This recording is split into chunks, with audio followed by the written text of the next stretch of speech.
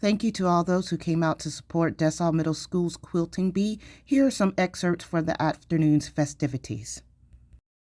Squares, 9 patches in the corners, and then some strips. And if you look at yours, I like the way you did yours, but if you look at that pattern, then you'll see that on theirs, the crosses jump out at you, depending on how you use your colors.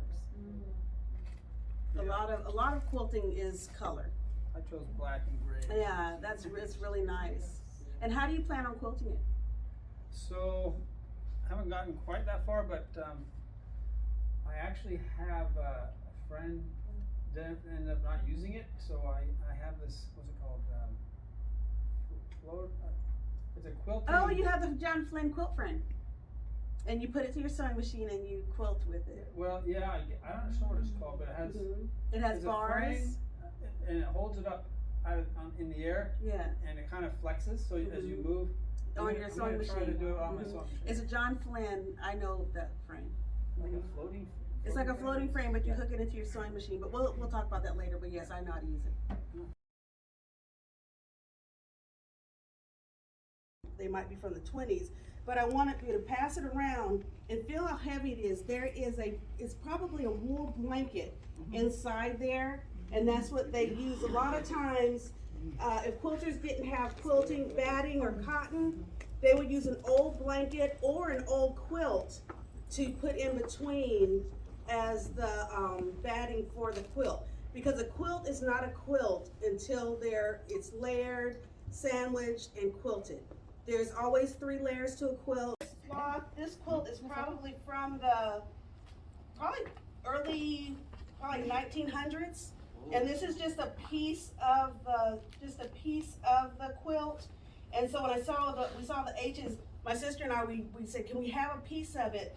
So this is from my father's side of the family, and I'll probably take it and frame it, but I'm going to pass this one around too. Just kind of hold it like this when you look at it, but I want you to look at the batting in there, and some of it's coming out. This, back in the day, they did not have batting like we have it. You can go to Joann's and buy it by the roll. They had to take the batting and kind of mush it like this and actually lay the fiber on. It's beautiful. And so that's his signature quilt. And then my mother, who's a florist, this was her birthday signature quilt. Wow. And so, same thing.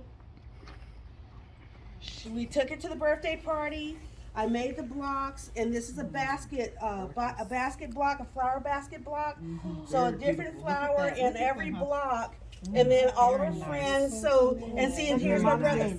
And so this was, so I kept those short pieces of it. So my brother's in her quilt as well. Oh.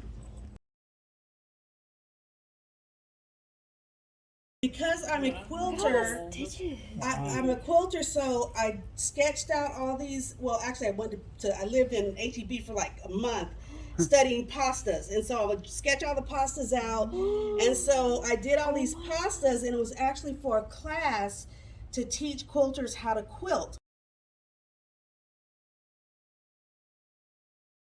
This is a form of applique like we're going to do in a minute.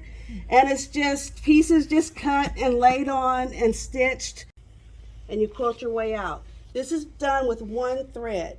Really? So you go in, you come into the center, and then you quilt your way out. And so this is just quilted. See if you see there's 1 line, and then as you come out, you quilt your way out. Wow. And so as I quilt my way out, I have to quilt flowers and birds, and so you'll see birds and flowers, and see there's a hummingbird there, and so I just call it like in the garden, and then it's just quilted out. But if you look, I tie-dyed a spiral, and that's kind of what I'm following to do that. But this was just another way to show people, have fun with your quilting. But the other side I did it, and so people like the back just as much as the front. I love that. Yeah. You almost got hit, didn't you? Thank you to Mrs. Vicki West for her time and attention to detail and helping us have our wonderful and amazing quilting bee. We greatly appreciate your time, and to all those who came out, you have my love and admiration for making my dream come true.